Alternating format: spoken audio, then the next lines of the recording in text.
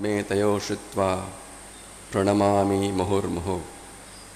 Namah Shri Yatirajaya Vivekananda Suraye Satchit Sukha Swarupaya Swamine Tapaharine. Revered senior monks, respected brother monks and brahmacharis, respected nuns and brahmacharinis, and dear friends. It is really a pleasure and a privilege to be the last speaker at this special convention, because it announces that our confrontation with this sweltering heat and morbid humidity is almost about to end. And again, you have had some wonderful discussions and deliberations going on since yesterday morning. Much of what has to be said has been said. Hardly anything remains to be said. As the scriptures say, na kinchid avashishyate. Nonetheless, I shall try to speak on two, and if time permits, on three specific issues. The first relates to our monastic numbers. In a letter written to his Guru Bhais in 1894, Swamiji says, we want some disciples, fiery young men, intelligent and brave, who would dare to go to the jaws of death, who are able to swim across the oceans. We want hundreds like this. Do you follow me? We want hundreds like this, both men and women. Make converts right and left and put them into a purity drilling machine. We want 2,000, nay 10,000, even 20,000 sannyasins. Make converts at any risk, Swamiji says. He emphasizes, not householder disciples, mind you, we want sannyasins. Now, this was written by Swamiji in 1894. We are now in the year 2014. 120 years have elapsed. The Ramakrishna Sangha, the Ramakrishna Mutt, has about 1,700 monastic members. I am not sure what is the strength of the Sharada Mutt. In any case, both together would be just about coming to Swamiji's lowest rung of 2,000. This is not a very happy development. In this connection, I remember one very old incident that happened on these very Belur grounds at this very site. That was the occasion of a public meeting held in the afternoon, maybe on the Tithi Pujas of either Thakur or Ma or Swamiji. Most of you had President Maharaj, Swami Atmeshwarananda. He was then the General Secretary of the Order. He was presiding over the meeting. In the course of his talk, Maharaj was mentioning, we receive letters from devotee groups regularly. Please open a center here. Please start a school here. Please start one hospital here. And Maharaj said, very well, you will give us the land, you will give us the money, that's very fine. But what about the monastic members? From where do we get the monastic members to run these institutions? And then Maharaj posed a question to the audience. About 1,000 or 1,500 ladies must have been sitting on this side of the audience then. Maharaj posed a question to them. Well, you are so many ladies sitting here. Please tell me, how many of you are willing to sacrifice one child from your family to come and join the Ramakrishna Mutt?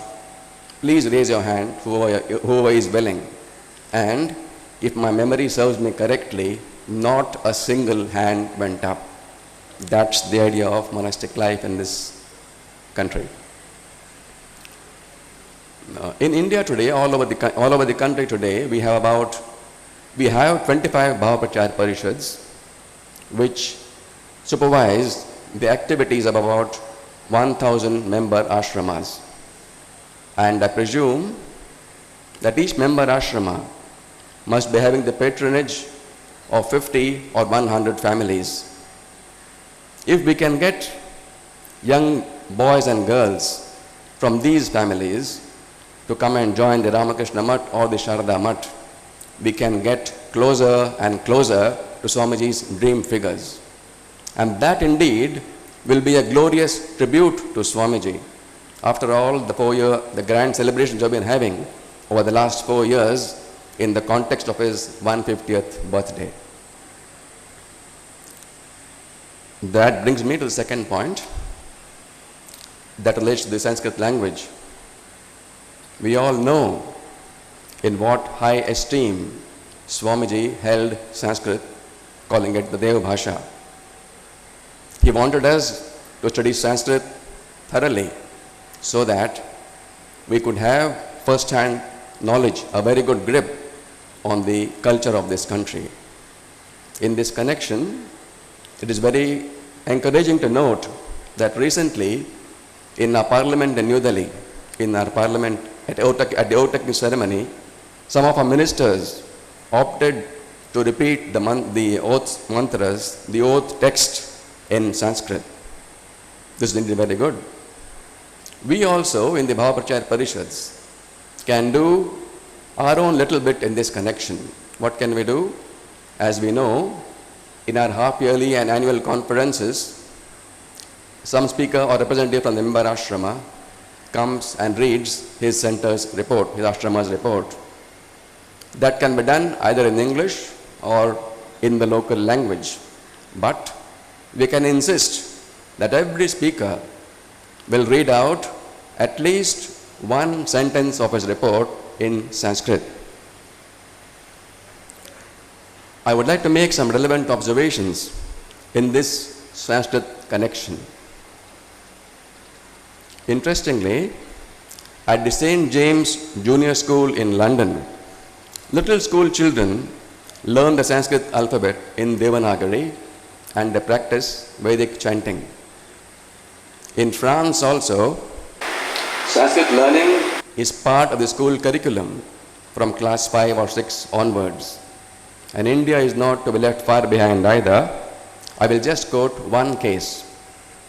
The case of Abdul Pandit. Yes, Abdul Pandit. His full name is Abdul Mannan Ghazi. He is about 37-38 years old, a young man. He runs a Sanskrit stall. It is called Panini Lokasabha Prachar Niketan.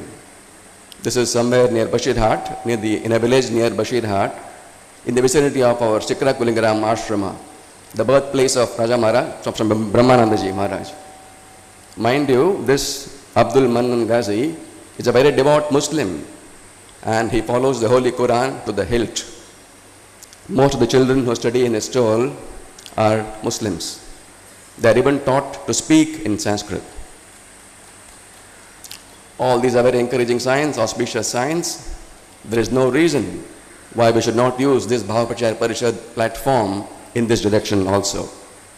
I think I have just about 2 more minutes to talk on the third topic, a very famous one, often discussed in this meeting also, Jagad Atmana Mokshatam Jagad Hitaya Cha.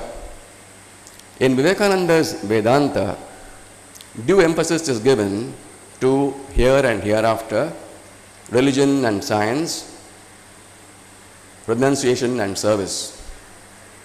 From the West, Swamiji wrote in a letter to India, he says, I am going to India soon to see what I can do in that awful mass of conservative jellyfish and start something new. Simple, strong, new and fresh as a firstborn baby. And it was after this that he started the Ramakrishna Mission and the Ramakrishna Mutt. This Sangha is a mighty banyan tree which Sri Ramakrishna wanted his Naren to be. And Swamiji has given us the motto, Atmano Mokshartham Jagad Hitaya Cha. Of this, Atmano Mokshartham is traditional Vedanta. What Sri Ramakrishna says, the object of human birth is to realize God. This is true for all periods of time. It was true during the Vedic period. It was true during the time of the Puranas and Upanishads. It is true in our own times. It will be true for all time to come. It is like the Shruti portion of our Shastras, never changing.